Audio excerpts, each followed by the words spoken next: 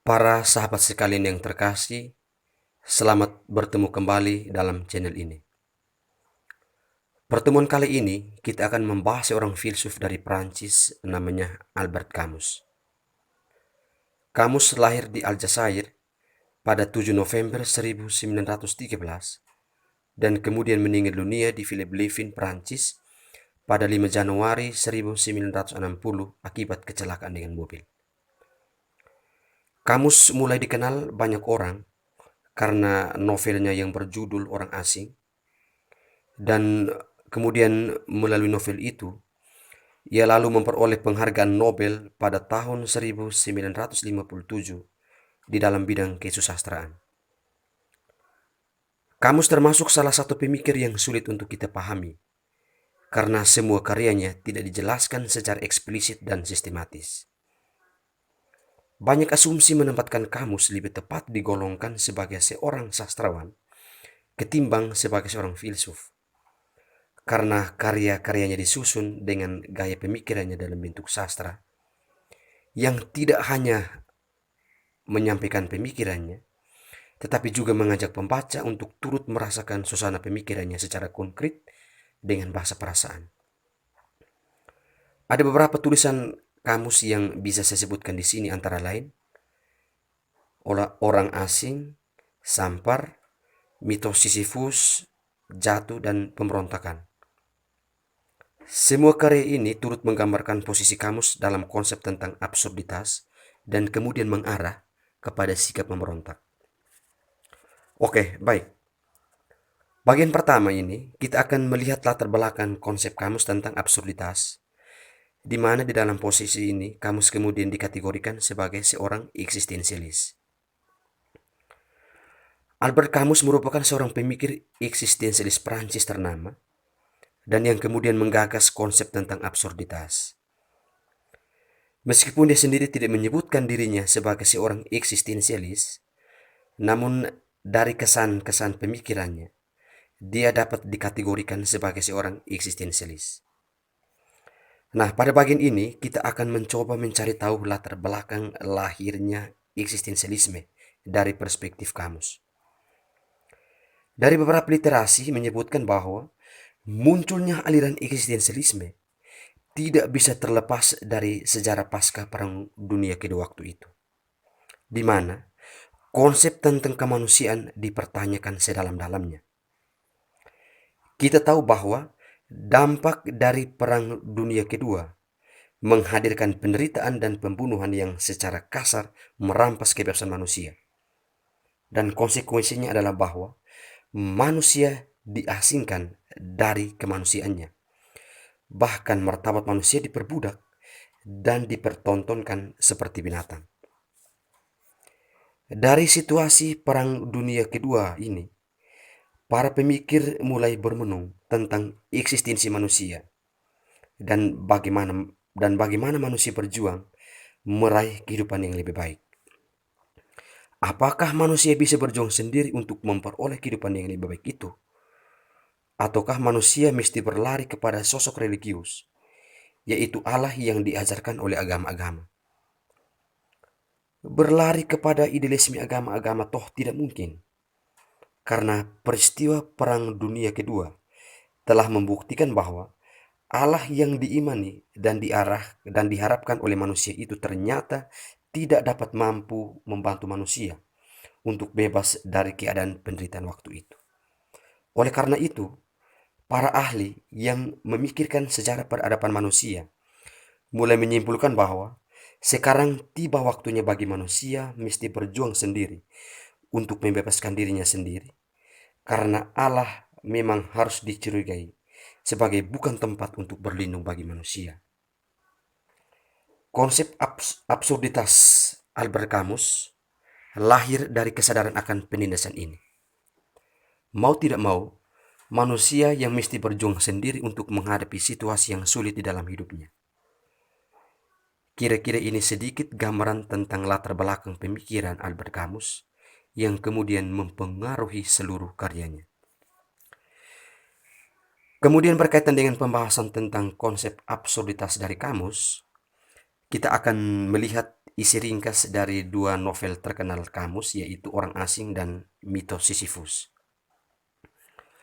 Saya kira kedua novel ini yang secara meyakinkan turut memposisikan Kamus dalam konsep tentang absurditas. Oke, baik. Yang pertama, novel Orang Asing. Bagi saya, novel Orang Asing merupakan salah satu karya Albert Camus yang sangat mengagumkan. Novel ini mengisahkan tentang tokoh fiksi yang bernama Mirsal. Membaca novel ini seolah kita sedang menonton film perjuangan hidup anak jalanan yang begitu menyedihkan. Mirsal digambarkan sebagai seorang tokoh yang di dalam hidupnya selalu sendirian, hidup tanpa arah dan tujuan, pasif, terasing, tidak punya semangat hidup, dan hidupnya dianggap tidak wajar bagi kebanyakan orang.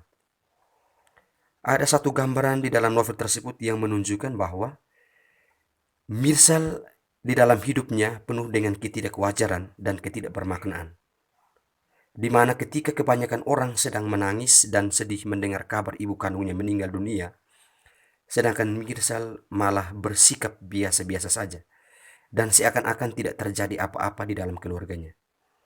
Dia begitu merasa datar-datar saja.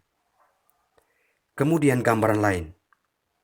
Suatu ketika Mirsal berlibur ke pantai bersama teman-temannya.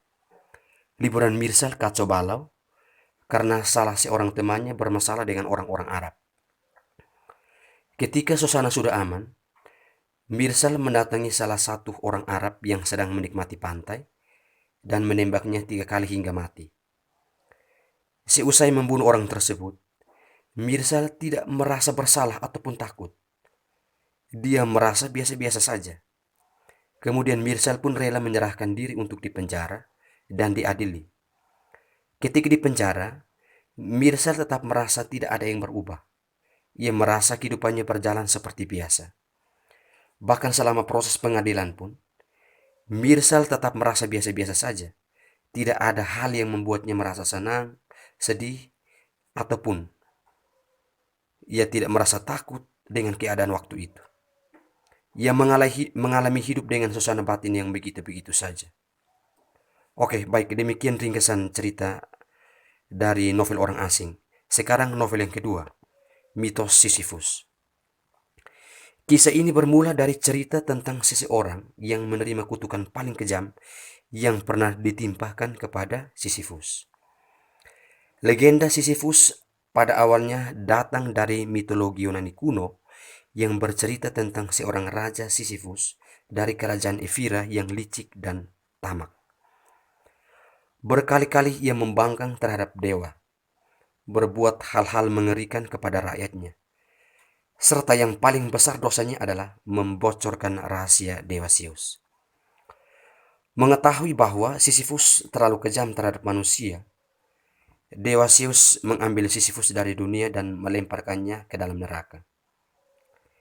Di dalam neraka, ia dikutuk oleh dewa Zeus untuk terus-menerus mendorong sebuah bongkahan batu besar dari bawah kaki bukit menuju ke atas puncak bukit.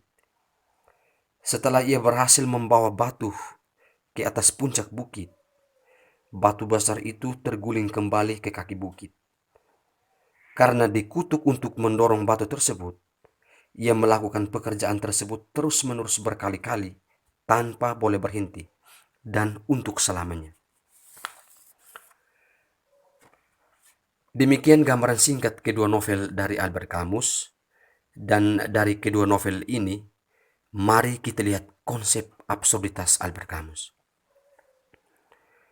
Dalam novel Orang Asing, Camus melukiskan kehidupan seorang tokoh yaitu Mirsal. Mirsal menjalani peristiwa hidupnya dengan sikap antipati, dingin, tidak berperasaan, dan merasa biasa-biasa saja dengan keadaan yang menimpa dirinya. Bahkan dapat dikatakan bahwa ia hidup sebagai pribadi yang amoral. Ia tidak peduli terhadap kematian ibunya dan membunuh seorang Arab tanpa merasa bersalah sedikit pun. Baginya, semua hal itu sama saja. Semua tidak memiliki makna. Ia tidak dapat melihat makna di balik semua peristiwa di sekitarnya. Semua hal di dunia dianggapnya tidak bermakna atau absurd. Sehingga keputusannya adalah memilih jalan sendiri untuk terus-menerus hidup seperti apa adanya. Melalui novelnya Orang Asing, sebenarnya Kamus hanya ingin menegaskan suatu cerminan hidup yang rumit dan tidak masuk akal dalam kehidupan ini. Orang harus sadar bahwa dalam kehidupan ini, setiap kita harus tegar dan sadar akan keterbatasannya sebagai manusia, namun tetap berikhtiar untuk menjalani hidup secara terus-menerus. Suka dan duka adalah bagian dari hidup manusia. Dan pilihan yang tepat bagi manusia adalah menjalani hidup di saat ini tanpa perlu memikirkan hari kemarin, apalagi memikirkan masa depan yang masih penuh dengan kegelapan dari pandangan mata. Kemudian, pada novel Mitos Sisyphus, bagi Kamus, saudara Sisyphus adalah manusia sejati, dan kita adalah kutukan Sisyphus. Coba bandingkan dengan kehidupan kita sehari-hari. Bangun pagi, siap-siap pergi sekolah atau bekerja seharian sampai lelah. Bermain sebentar bersama teman-teman, lalu pulang kembali ke rumah. Kemudian tidur, besok paginya kita ulangi lagi. Kalau boleh dibilang, setiap kita sehari-hari tidak lain adalah kutukan Sisyphus itu sendiri. Setiap hari bekerja sampai lelah, dari Senin sampai Senin kembali. Lalu kita istirahat, dan itu kita lakukan setiap hari, setiap minggu, setiap bulan, setiap tahun, setiap sepanjang hidup kita. Kita mendorong batu kita sendiri-sendiri, mengulanginya lagi terus-menerus. Oleh karena itulah, kita juga menanggung kutukan Sisyphus selama hidup kita. Bagi Kamus, meraih satu tujuan bukanlah akhir dari segala-galanya. Saat kita berhasil mendorong batu kita sampai ke puncak bukit, kelegaan hanyalah sementara, dan kita tidak akan berdiam diri selamanya. Karena kita akan terus mendorong batu yang ada di pundak kita hingga akhir hidup kita. Situasi ini bagi Kamus adalah ketidakbermaknaan hidup kita sebagai manusia. Ketidakbermaknaan hidup adalah kondisi tersadar manusia jika kehidupan hanya sebuah perjalanan yang harus ditempuh. Melihat kisah Sisyphus, tentu banyak orang berasumsi bahwa kutukan mendorong batu adalah penyiksaan yang luar biasa. Dan bagi Kamus, bukanlah demikian. Namun itulah sejatinya kehidupan kita.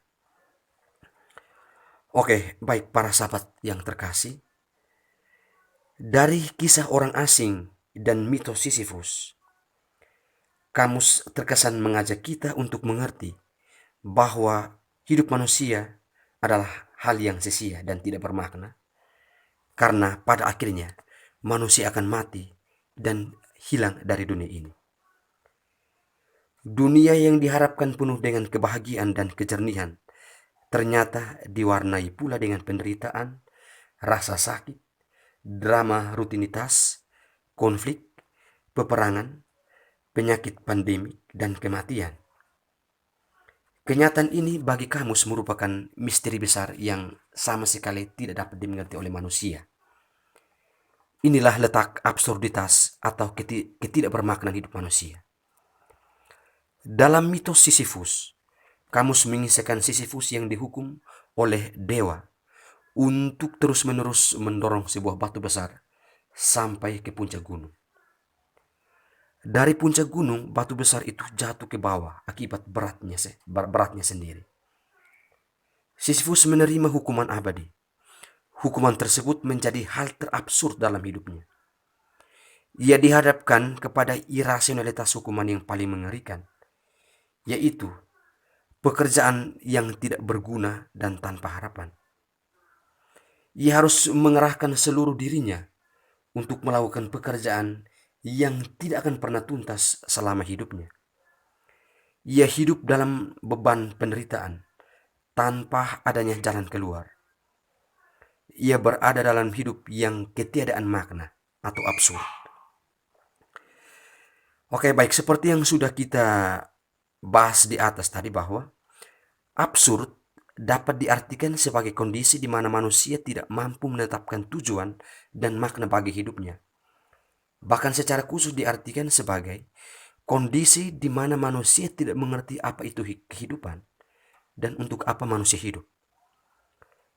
Dalam menghadapi absurditas itu, manusia seringkali melakukan pelarian diri. Bagi kamus, hanya ada dua bentuk pelarian diri dalam sejarah. Yang pertama, menenggelamkan diri kepada agama atau ideologi tertentu.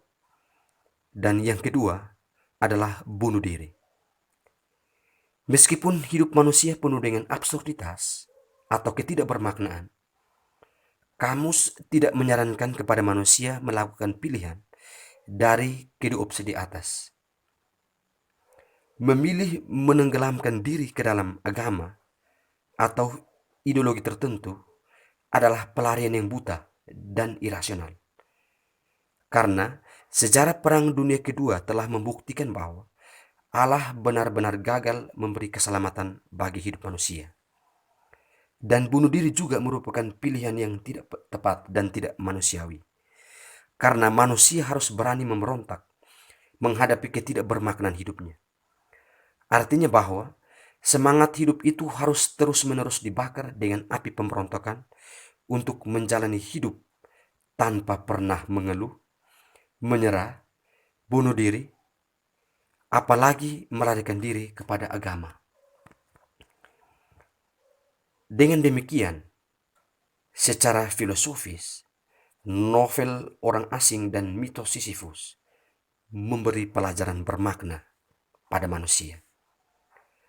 Pelajaran itu adalah bahwa apapun keadaan hidup kita, seburuk apapun keadaan hidup kita, sesadis apapun keadaan hidup kita, seburuk apapun kehidupan kita, sesuram apapun kehidupan kita, atau sesulit apapun kehidupan kita, kita harus tetap semangat menjalani hidup, sehingga menyerah, termasuk bunuh diri, atau memaksa Tuhan untuk membantu atau menolong kita, bukanlah pilihan yang tepat. Karena kita harus berjuang menapaki liku-liku hidup kita. Marilah kita berjuang demi hidup yang lebih baik. Kemudian, dalam konteks kita sebagai orang beriman, konsep absurditas dari Albert Camus cukup relevan. Artinya bahwa kita sebagai orang beriman jangan hanya berdoa dan memaksa Tuhan bekerja untuk kita. Kita mesti bekerja, berjuang, dan kemudian peduli dengan kehidupan kita. Karena rahmat Tuhan akan mengalir melalui usaha dan perjuangan kita. Oke, baik para sahabat sekalian yang terkasih, demikian pembahasan kita tentang konsep absurditas dari Albert Camus. Kemudian kalau para sahabat sekalian ingin menambahkan atau mengurangi atau memberi komentar, saya tetap tunggu di kolom komentar. Sekian dan terima kasih.